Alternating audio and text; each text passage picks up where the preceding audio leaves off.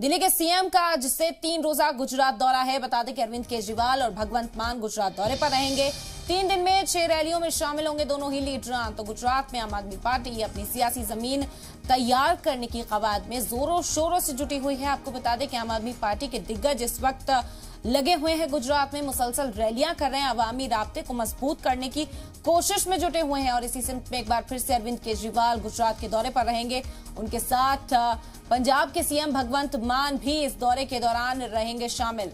आपको बता दें कई और लीडरान हैं जो जमीनी सतह पर पार्टी को लोगों के बीच मकबूल बनाने की कोशिशों में जुटे हुए हैं। और इसी सिमत में एक बार फिर अरविंद केजरीवाल 3 रोजा दौरे पर गुजरात पहुंचेंगे। इसी साल गुजरात में असेंबली इंतखाब होने और आम आदमी पार्टी अपने पूरा दमखम दिखाती हुई मैदान में नजर आ रही है। बता दें कि अरविंद केजरीवाल और भगवंत मान का गुजरात दौरा है। 3 दिन में 6 रैलियों में शामिल होंगे दोनों ही लीडरान।